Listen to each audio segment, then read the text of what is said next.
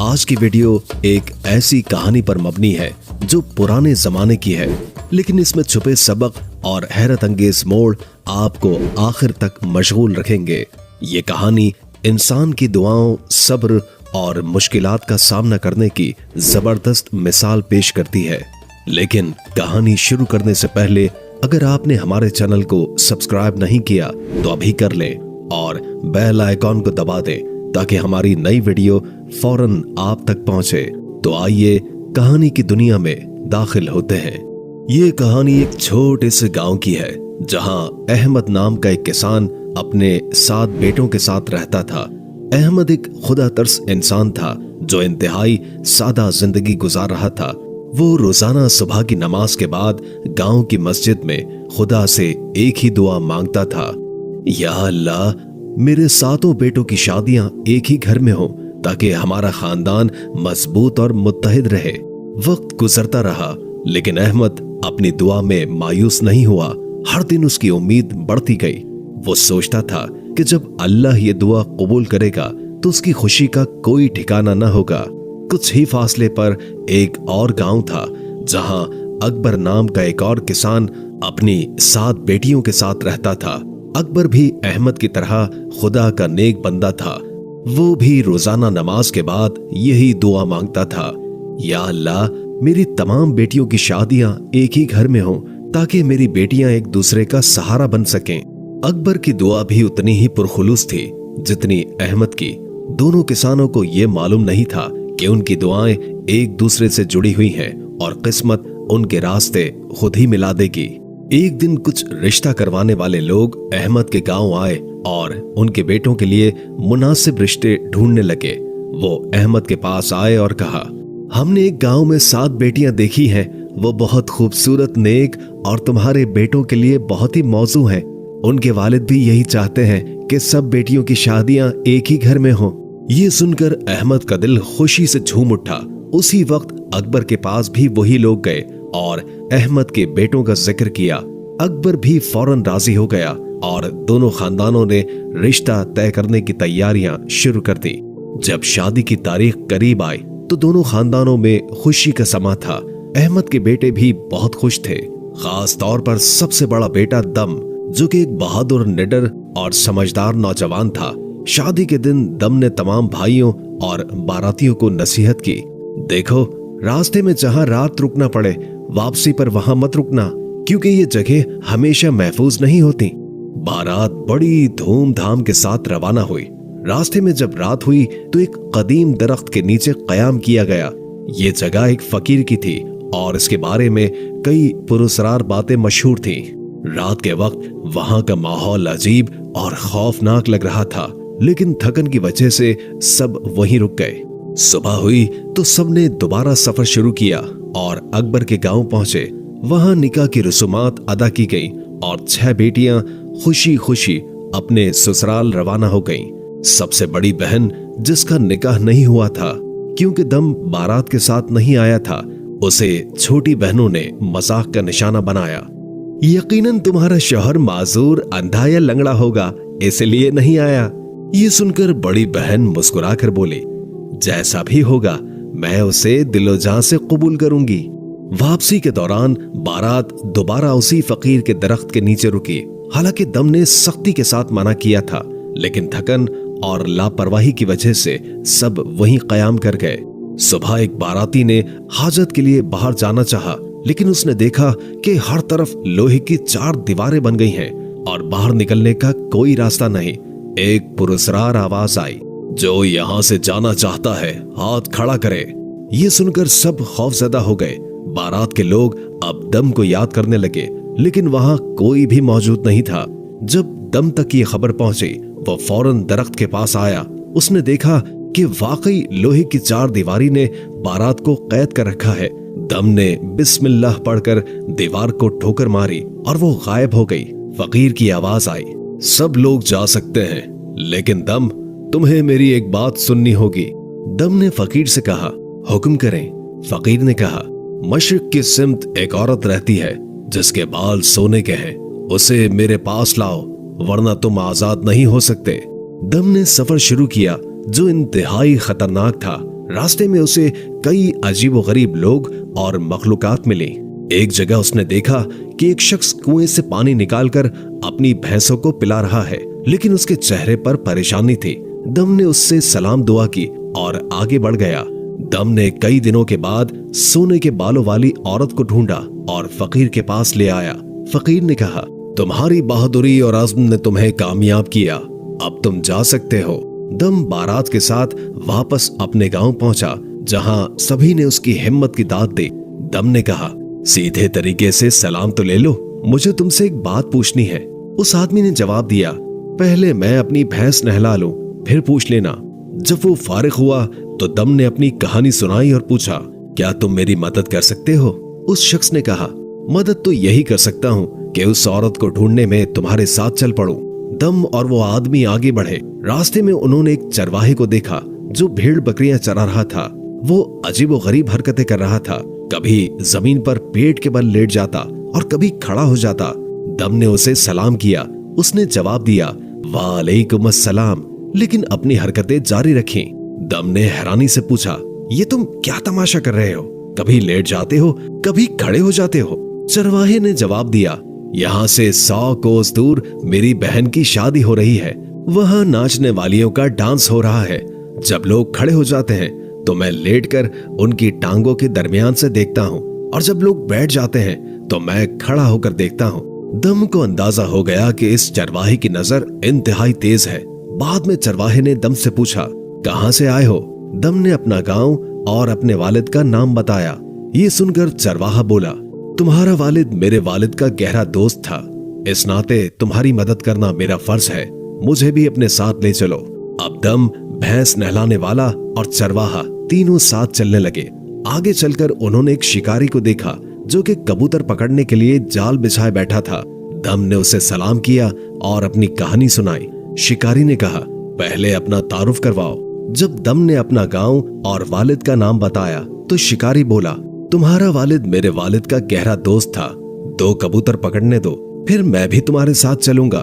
2 कबूतर पकड़ने के बाद शिकारी भी उनके साथ चल दिया। अब चारों साथ थे। रास्ते में उन्हें प्यास लगी। दम ने चरवाहे से कहा, तुम्हारी नजर तो बहुत तेज है, देखो आसपास कोई कुआं है? चरवाहे ने कुछ देर देखने के बाद कहा, यहाँ से 80 कोस दूर एक कुआं है, वहां पानी की रफ्तार तेज है, लेकिन ये समझ नहीं आ रहा कि रेवड़ को चलाने वाले जानवर कौन से हैं। जब वो कुएं पर पहुंचे तो देखा कि जानवर दरअसल सुअर थे। दम के साथियों ने कहा, हमारे मजहब में सुअर हराम है, हम इनका निकाला हुआ पानी नहीं पिएंगे। दम ने सुअरों को हटाया और खुद रहट चलाकर पानी निकाला। सबने पानी पिया। चूंकि सुअर आजाद हो चुके थे, रहट रुक गया था। इससे खेतों में पानी कम हो गया। खेतों का मालिक फिक्रमंद होकर आया और बोला, तुमने मेरे सुअर क्यों छोड़े? दम ने कहा, मेरे साथियों ने इनका निकाला हुआ पानी नहीं पिया, इसलिए मैंने इन्हें आजाद कर दिया। ये सुनकर खेतों के मालिक ने पूछा, कहां से आए हो? जब उसे दम के वालिद का नाम पता चला तो वो भी कहने लगा, तुम्हारा वालिद मेरे वालिद का दोस्त था, मैं भी तुम्हारे साथ चलता हूँ। अब 5 लोग साथ थे। रास्ते में उन्हें भूख लगी तो उन्होंने शिकारी से कहा, तुम्हारे पास 2 कबूतर हैं, उन्हें भून कर खा लेते हैं। शिकारी ने कबूतरों को ज़िबा किया, लेकिन आग की जरूरत थी। दम ने चरवाहे से कहा, तुम्हारी नजर तेज है, आग ढूंढो। चरवाहे ने देखा और कहा, दूर आग जल रही है, लेकिन वहां कोई अजीब चीज भी है। दम ने भैंस नहलाने वाले को आग लेने भेजा। जब वो वहां पहुंचा तो देखा कि एक बहुत बड़ा देव आग के करीब बैठा है। जैसे ही उसने जलती लकड़ी उठाई, देव ने उसे पकड़ लिया और नीचे दबा दिया। बाकी साथी इंतजार करते रहे। जब भैंस नहलाने वाला ना लौटा तो उन्होंने पानी वाले को भेजा। उसका भी यही हाल हुआ। जब चरवाहे और शिकारी को भेजा, कोई भी न लौटा। आखिर दम खुद गया। वहां पहुंचकर उसने देव को देखा और फौरन उसे दबोच लिया। देव ने मज़ाहिमत की, लेकिन दम ताकतवर था। दम ने अपने साथियों को आजाद किया और देव को जोर से दूर फेंक दिया। देव माफी मांगने लगा और उनके साथ चलने की इजाजत मांगी। दम ने उसे इजाजत दे दी और सब आगे बढ़ गए। दुकानदार शोर मचाने लगा, अरे बचाओ बचाओ, मैं लुट गया, ये बला तो मेरी पूरी दुकान उठाकर ले जा रही है। ये देखकर लोग मदद के लिए दौड़े। शहर के लोग जमीन से पत्थर उठाकर देव को मारने लगे, मगर देव पर उसका कोई असर न हुआ। उसके लिए ये पत्थर रेत के जर्रों की मानंद थे। देव खामोशी से दुकान उठाकर चलता रहा। जब लोगों ने देखा कि देव पर उनकी कोशिश बेअसर है तो वो बादशाह को बुलाने दौड़े। बादशाह आया और देव के सामने खड़ा होकर उसे रोकने की कोशिश की। देव ने जमीन पर अपना पांव खींचकर एक गड्ढा बनाया और बादशाह को उठाकर उस गड्ढे में खड़ा कर दिया। फिर उसे सीने तक मट्टी में दबा दिया। बादशाह आजारी करने लगा और मिन्नत समाजत करते हुए बोला, मेरी 4 बेटियां हैं, तुम उनसे शादी कर लो, लेकिन खुदा के लिए मुझे यहाँ से निकालो। देव ने कहा, तुमने वादा किया है, अब इस पर कायम रहो। ये कहकर उसने बादशाह को जमीन से निकाला और कहा, फौरन अपनी बेटियों को लेकर मेरे दोस्तों के पास भेजो। बादशाह ने नाई को भेजकर अपनी 4 बेटियों को जंगल में देव के पास पहुंचा दिया। वहां देगे पकने लगी। देव और उसके साथ ही एक देग से ही सेर हो गए, मगर बाकी देगे भी देव ने खा डाली। फिर भी उसका पेट न भरा। इतने में बादशाह अपनी बेटियों को लेकर वहां पहुंच गया। देव के दोस्त ने कहा, तुमने वादा किया था कि कोई शरारत नहीं करोगे, ये सब क्या है? देव ने जवाब दिया, ये मेरी कोई शरारत नहीं है।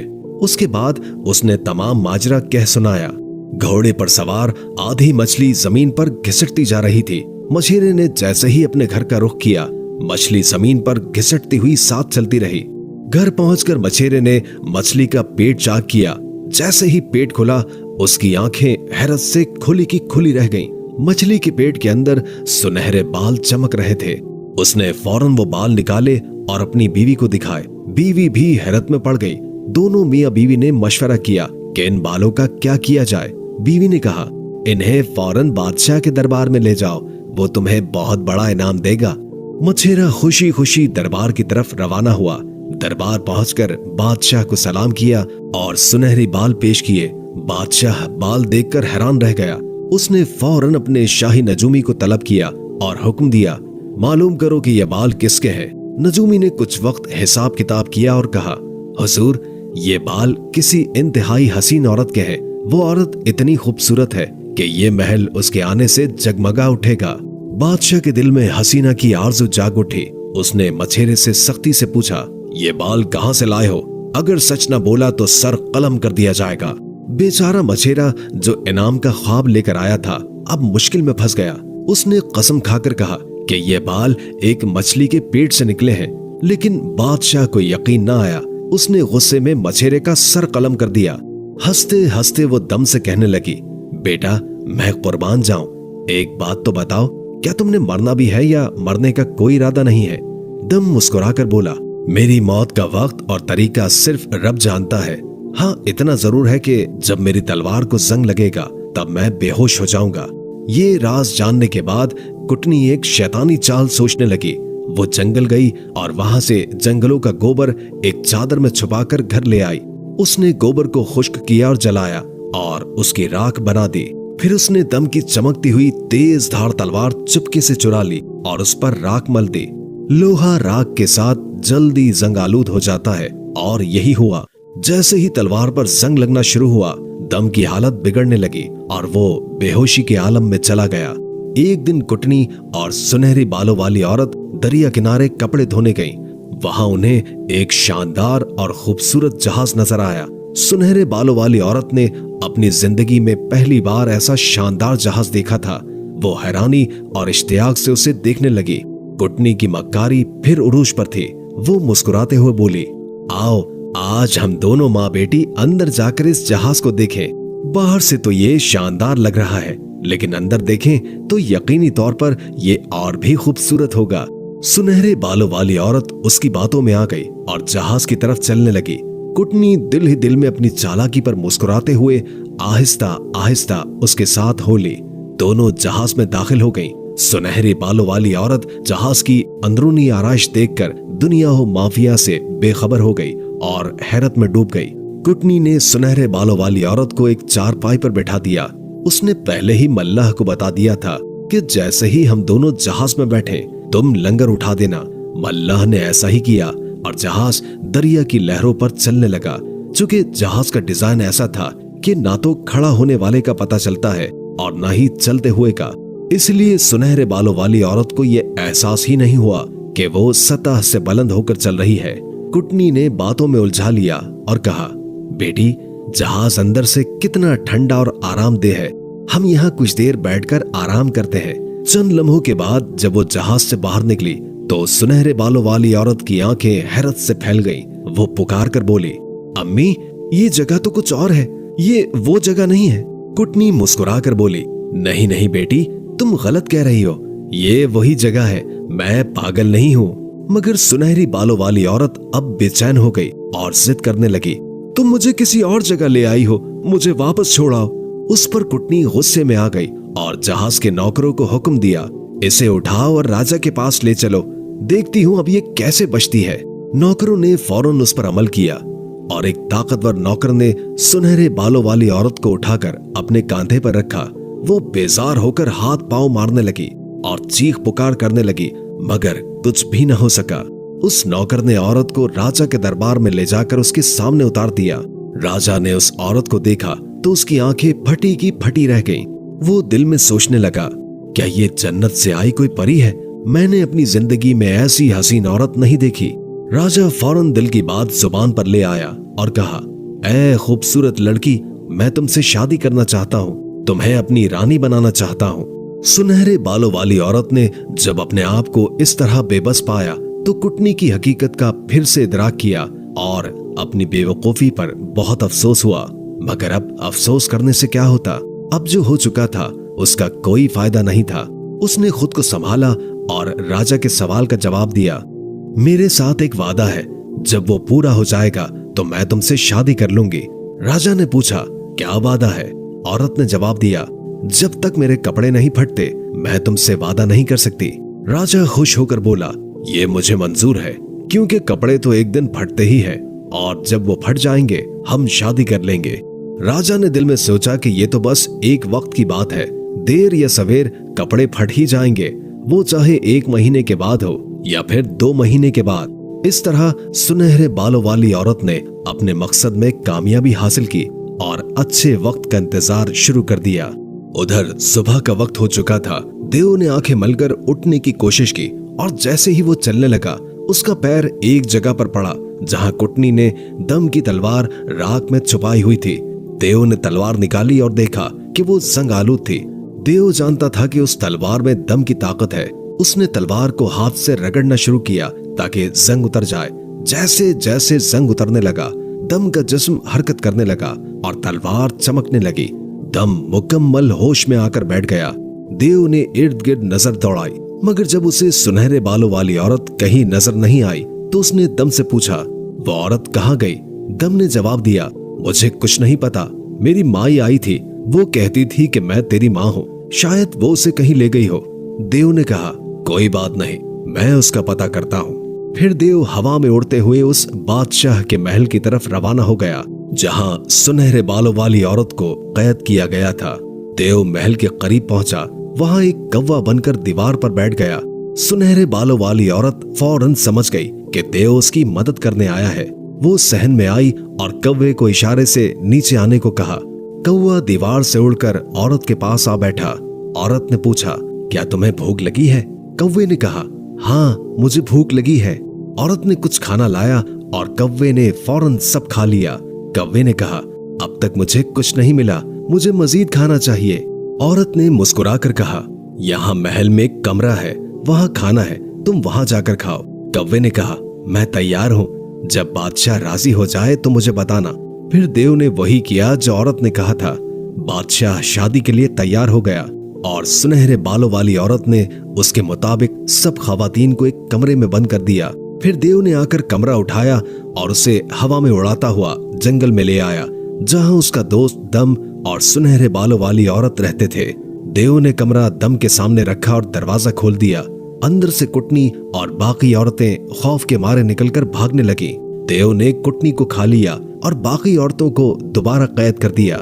इसके बाद देव ने कहा, अब वापस चलें, तुम्हारी शादी हो चुकी है और अब मैं तुम्हें खुशी से जिंदगी गुजारने की दुआ देता हूँ। फिर वो दोनों उस बूढ़े फकीर के पास पहुंचे जहां फकीर ने कहा, तुम्हें सुनहरे बालों वाली औरत को अपनी बीवी बनाना पड़ेगा। और दम ने इस बात को तस्लीम किया।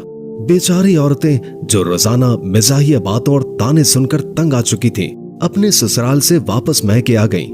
वो ये सोचकर आईं कि अगर मेरा शौहर मुझे चाहे तो वो मेरी तकदीर बदल सकता है। जब उसे अपने शौहर का प्यार नहीं मिला तो उसने सोचा कि यहाँ रहकर क्या फायदा। जब दम को इस बात का पता चला तो वो फौरन अपनी बीवी के ससुराल में गया। बीवी ने जब अपने शौहर को और उसके 7 भाइयों को देखा, हकीकतन सब्र का फल मीठा होता है, और फौरन उसने दूसरी शादी के लिए रजामंदी जाहिर कर दी। दम अपनी बीवी को लेकर घर आया, जहां सुनहरे बालों वाली औरत उसका इंतजार कर रही थी। दम ने अपनी पहली बीवी से दूसरी शादी की इजाजत मांगी। वो इतनी खुश थी अपने शौहर से मिलकर कि फौरन बोल उठी, मैं रजामंद हूँ, तुम इससे भी शादी कर लो, हम दोनों मिलकर खुशी से जिंदगी गुजारेंगे। जब दोनों बीवियों ने राजी होकर कहा, मियाँ बीवी खुश तो क्या करेगा काजी। फिर उसने अपने दोस्त देव का दिल से शुक्रिया अदा किया, क्योंकि उसकी मदद के बगैर ये सब कुछ नामुमकिन होता। देव ने दम को एक खुशहाल जिंदगी की दुआएं दी और फिर खुशी खुशी वापस चला गया।